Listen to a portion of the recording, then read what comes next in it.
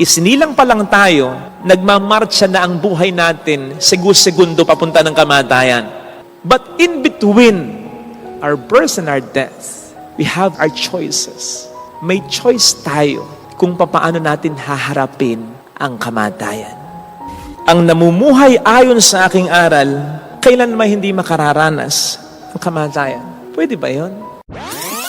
Lahat tayo ay mayroong kinatatakutan. Iba-iba rin ang ating takot. May takot sa pag-iisa, may takot din namang mag-asawa o magkaroon ng sarili niyang pamilya. May takot sa dilim, may takot na magkasakit, may takot tumanda, etc. Pero sa lahat marahil ang mga takot, ang pinaka-nakatatakot ay ang takot sa kamatayan.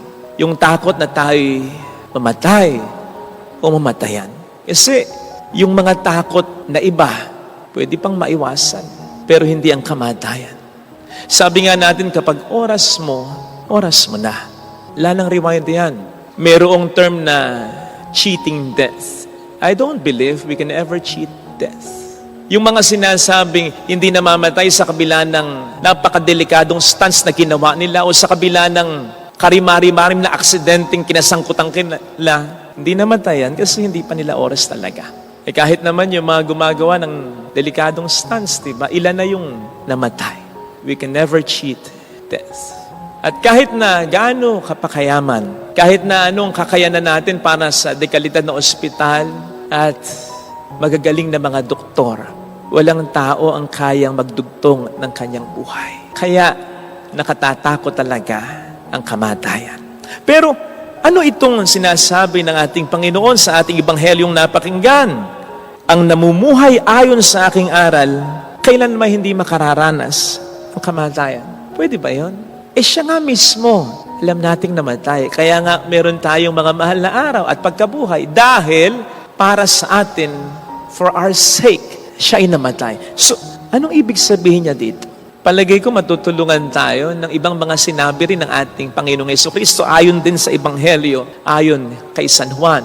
Kasi sa chapter 11, verse 25, ay maliwanag na sinabi ng ating Panginoon in the Gospel according to John, na siya ang muling pagkabuhay at buhay.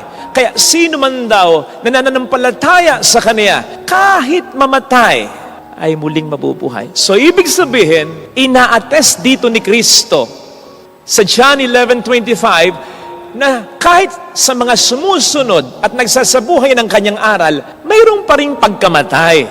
Pero, mayroong muling pagkabuhay. It's just that, yung sinasabi ni Kristong kamatayan ay hindi mararanasan ng ating kaluluwa, kundi lamang ng ating katawan.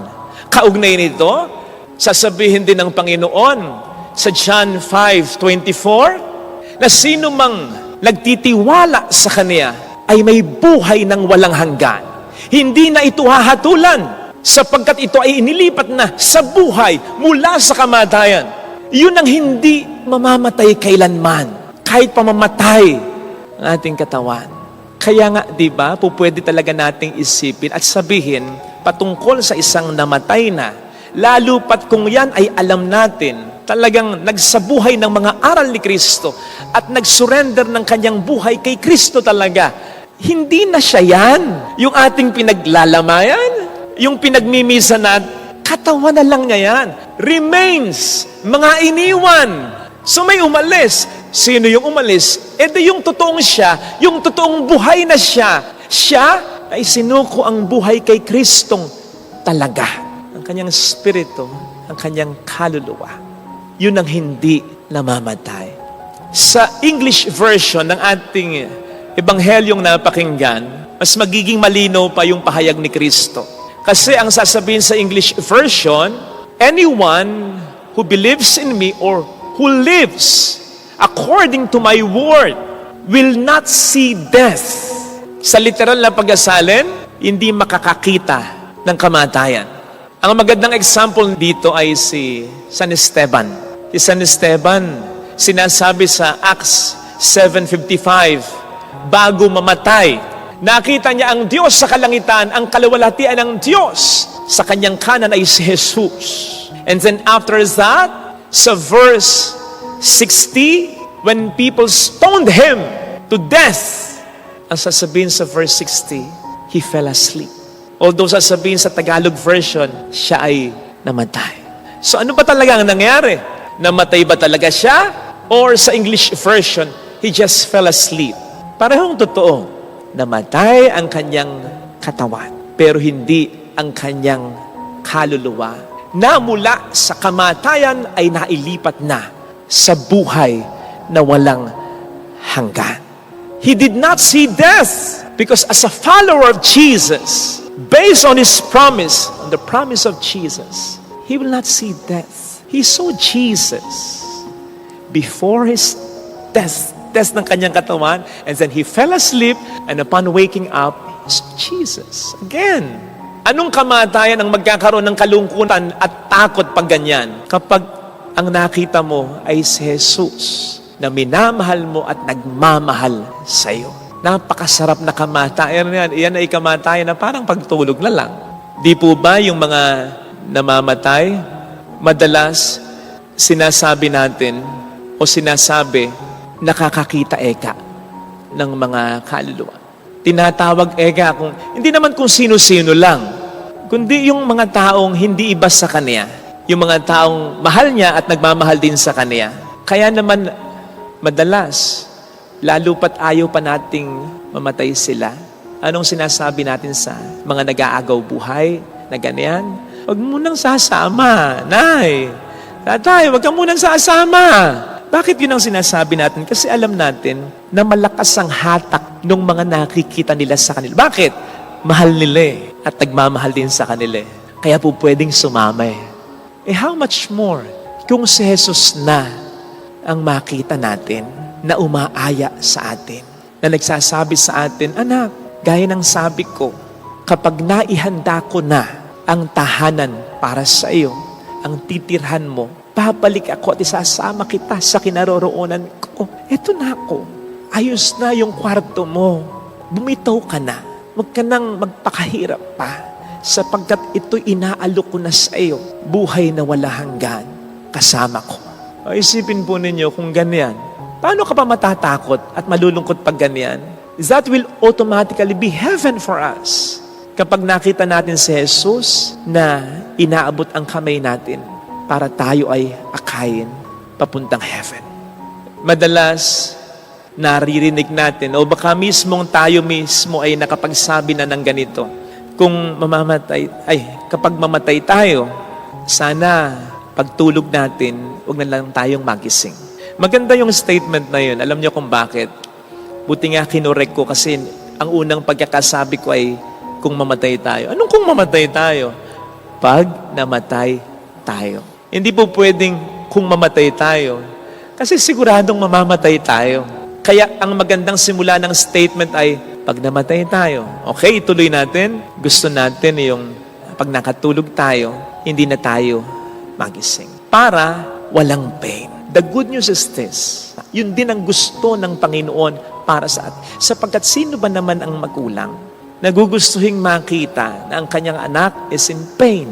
Kung papaanong kayo o tayo, habang tinitingnan natin ang ating mga mahal sa buhay na kung ano-ano ng aparato ang nakasaksak sa katawan ay nadudurog ang puso natin.